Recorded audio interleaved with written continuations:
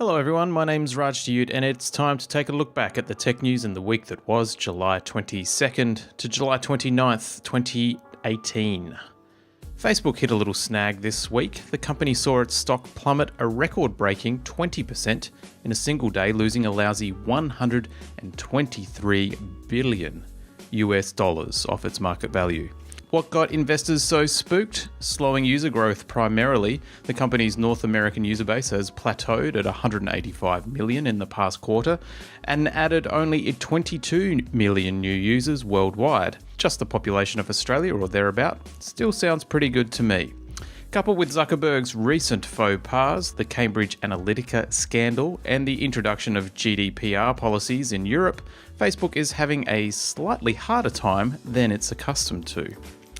Making good on a promise 2 years in the making, Google released version 68 of their popular web browser Chrome that now makes it abundantly clear that the website you're viewing is likely insecure.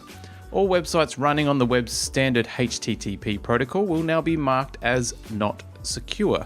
This is of course not new information, with most users knowing to look for the little padlock before entering any sensitive information.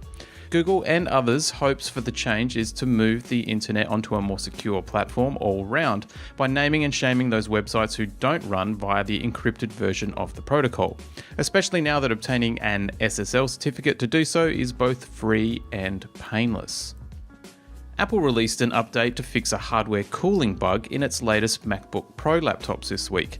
The update returns what Apple are calling a, quote, missing digital key, end quote, that directly affected the laptop's thermal management system. As to what that key was or is, no one really knows, and Apple aren't telling either. It has, however, fixed the issue with the i9 versions of the MacBook Pro running as they should, faster than the i7 versions, albeit not by much. Rumours are running wild about Microsoft's newest Xbox consoles this week. The company is said to be working on two versions of the currently second fiddle gaming console. The first version is largely an iteration of the current, updated processor, GPU, and other accoutrements. The second, codenamed Scarlet Cloud, is something new altogether. A hybrid console, the new version is said to stream the majority of the GPU construction from Microsoft servers, with the console handling lightweight processing such as input and collision detection before handing things off to the cloud. And finally, we drag the NBN up to the surface for a gasp of air before plunging it back into the politicised wasteland it resides. This week, it's courtesy of the UK. In a recent review by the UK's government, it was revealed that the current dying copper network cannot continue nor prop up the future needs of the country moving forward.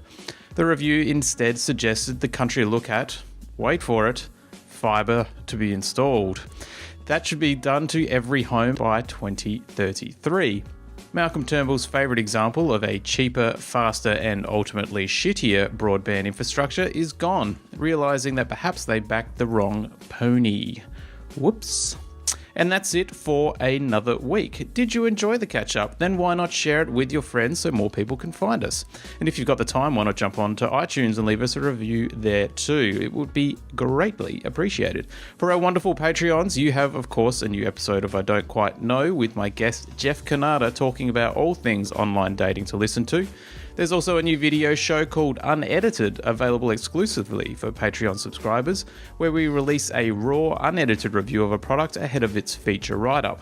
This week, that's the new Nvidia Shield TV. Of course, there's plenty on the website for everyone, regardless of if you're a Patreon subscriber or not. We have new writers on board, and of course, a new episode of the Reckoner podcast hitting this week. Have a great week, and bye for now.